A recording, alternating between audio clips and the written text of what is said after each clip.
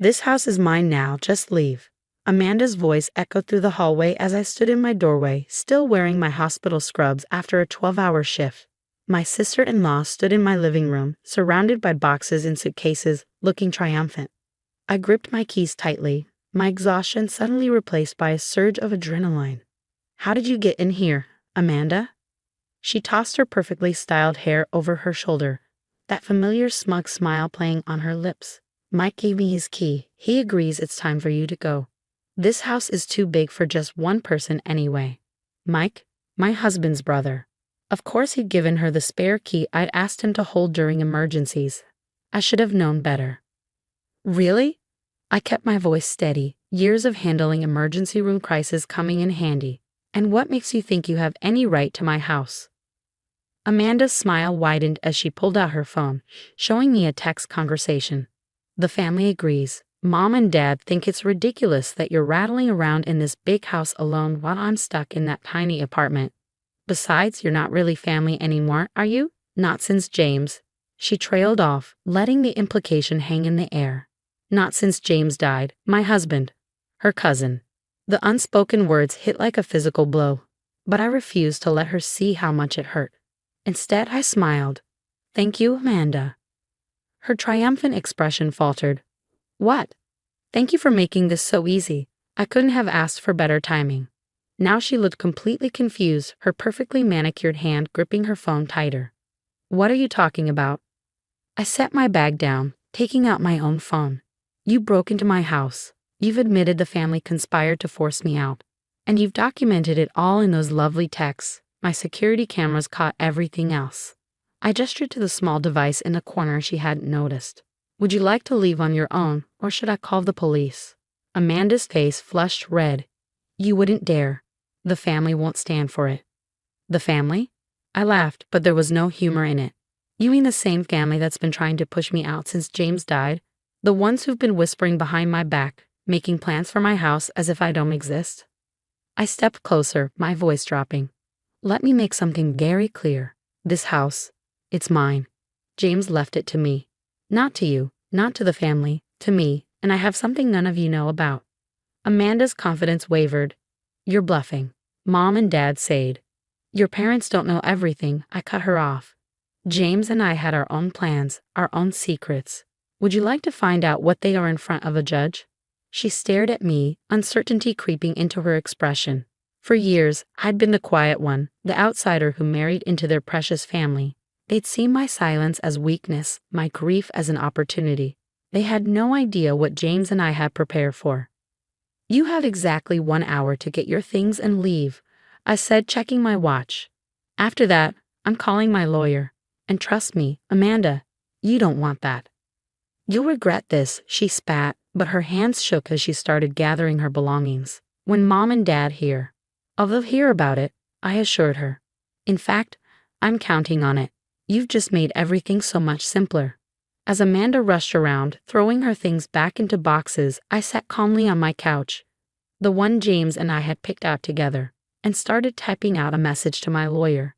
The security footage was already backed up, Amanda's attempted takeover documented in perfect detail. James had always said his family would show their true colors eventually. "They're vultures," he told me during one of our late-night talks. "The minute they sense weakness, they'll swoop in." That's why we'd made arrangements, set up protections that none of them knew about. I watched Amanda struggle with her boxes, her perfect hair now disheveled, her confidence shattered. Part of me felt a twinge of satisfaction, but mostly I felt tired. Tired of their schemes, tired of defending what was rightfully mine. "Time's almost up," I called out as she made another trip to her car. She shot me a venomous look but moved faster. My phone buzzed. A text from Mike. "Amanda says you're threatening her. This isn't what James would have wanted." I didn't bother responding. They played the James card for the last time. Tomorrow they'd learn exactly what James had wanted, what he planned for, and none of them were going to like it. As Amanda finally loaded the last box, she turned to me, her mascara slightly smeared. "You have no idea what you're starting." I smiled, thinking of the envelope in my safe, the one James had left with specific instructions. "No, Amanda, you have no idea what you just finished." The door closed behind her with a satisfying click. I sat in the sudden quiet, looking around at the home James and I had built together. On the mantel, our wedding photo smiled back at me. James had known this day might come. He'd made sure I was ready for it. I picked up my phone and dialed my lawyer's number. "Hi, David. It's time. They made their move, just like James said they would. Let's show them what we've been holding onto." The next morning, I sat in David's office, watching as he laid out the documents James had entrusted him with. 3 years of meticulous planning spread across his mahogany desk. "Everything's in order," David said, adjusting his glasses. James was thorough. He knew exactly what his family would try to do. I picked up one of the papers, a detailed account of every loan the family had taken from James over the years, complete with dates, amounts, and their promises to repay. None of them ever had. "How soon can we proceed?" I asked, thinking of Amanda's threats. "I've already filed the initial paperwork. But first," David handed me an envelope still sealed. "James left instructions for this to be opened only if they tried to force you out of the house." My hands trembled slightly as I broke the seal. Inside was a letter written in James's familiar handwriting. "My dearest love, if you're reading this, they've finally shown their true colors. I'm sorry I'm not there to protect you from them, but I made sure you have everything you need to protect yourself. What they don't know, what I never told them, is that every loan they took came with conditions. Every time they borrowed money, they signed agreements. Mom, Dad, Mike, Amanda. They were all so eager for quick cash that they never read the fine print. Those agreements, they're all legally binding. If they ever tried to force you out of our home, every loan becomes due immediately, with interest. Don't let them bully you. Don't let them use my memory against you. Show them exactly who you are. All my love, James." I looked up at David, my vision blurring with tears I refused to let fall. "How much do they owe?" He slid a spreadsheet across the desk. The total at the bottom made my eyes widen. "With compounded interest over the years," David said, "they owe you just over $487,000. The front desk called. Amanda's parents had arrived, right on schedule. David raised an eyebrow. "Ready?" I straightened my spine, tucking James's letter safely in my bag. "Let them in." Robert and Marie swept into the office like they owned it, with Amanda trailing behind. One look at their faces told me they'd expected to intimidate me into submission. "This has gone far enough," Robert began, not bothering with pleasantries. "Amanda told us about your ridiculous threats. We've been patient with you since James passed, but—" "Patient?" I interrupted, my voice cold. "Is that what you call trying to steal my house?"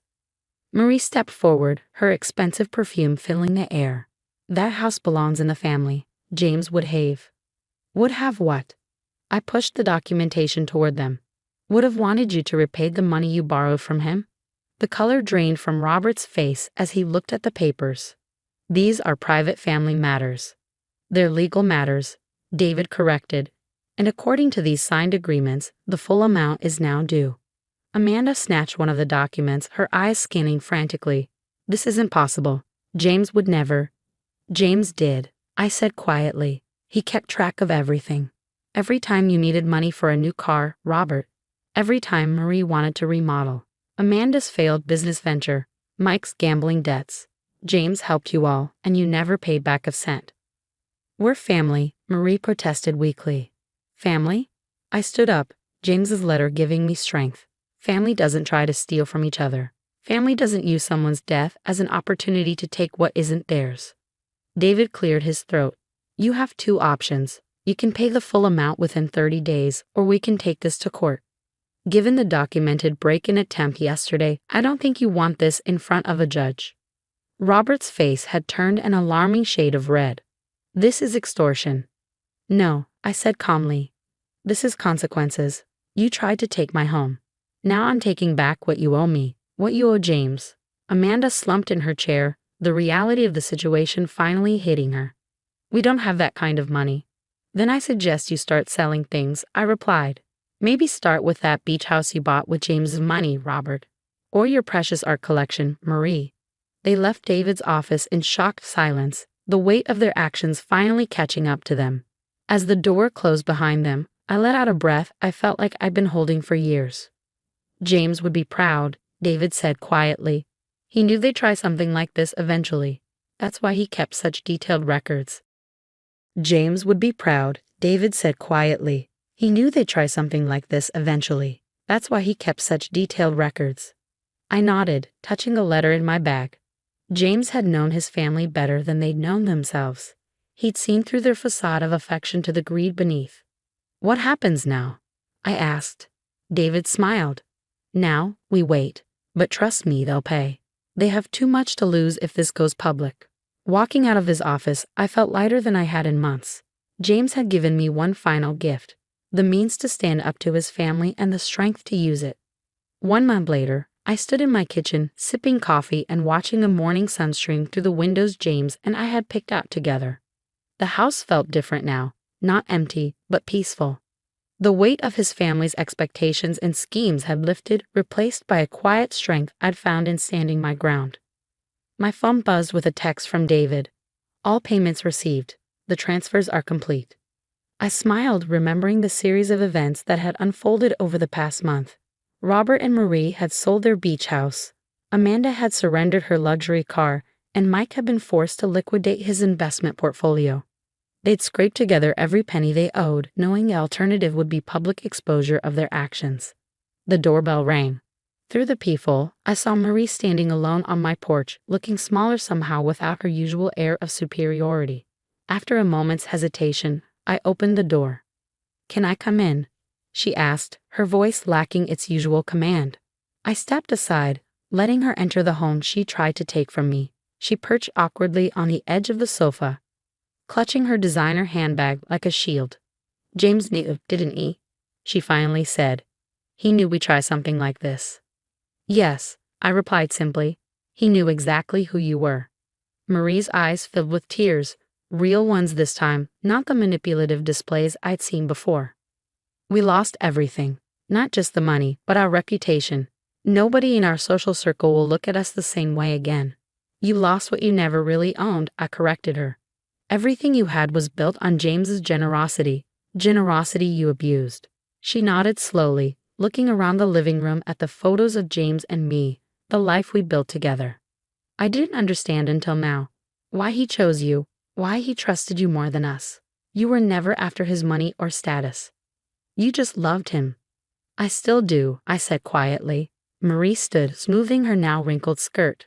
"Amanda's moving out of state. She can't face anyone here anymore. Robert, he's not speaking to anyone. Our family is broken." "Your family broke itself," I replied. "James gave you every chance to do the right thing. You chose greed instead." She walked to the door, then paused. "For what it's worth, I'm sorry. Not just for what we tried to do, but for how we treated you after James died. We were wrong." After she left, I went to my bedroom and opened the small box where I kept James's most personal letters. At the bottom was a photo of us on our wedding day, his family arranged around us, all smiles and false warmth. He'd known even then what lay beneath those smiles. "They'll never understand real love," he told me once. "They only understand possession." My phone buzzed again. A message from my best friend Lucy. "Dinner tonight? Time to celebrate your victory." I smiled, typing back a quick yes. James's family had tried to isolate me, to push me out of the life he and I had built. Instead, they'd only proved why he'd worked so hard to protect me from them. Later that evening, sitting in my garden with Lucy, sharing wine and stories, I felt truly at peace for the first time since James's death. To James, Lucy raised her glass. "The man who loved you enough to make sure you'd always be protected." To James, I echoed, looking up at the stars we used to watch together. "And to standing your ground." The house around us was more than just walls and windows now. It was a testament to love that extended beyond death, to the strength that comes from knowing your own worth. James's family had tried to take it all away, but in doing so, they'd only made me stronger. I kept my home, my dignity, and most importantly, the truth of James's love. In the end, that was worth more than all the money they'd been forced to repay. Tomorrow would bring new challenges, but I was ready for them. James had given me the tools I needed, but the strength to use them, that had been inside me all along.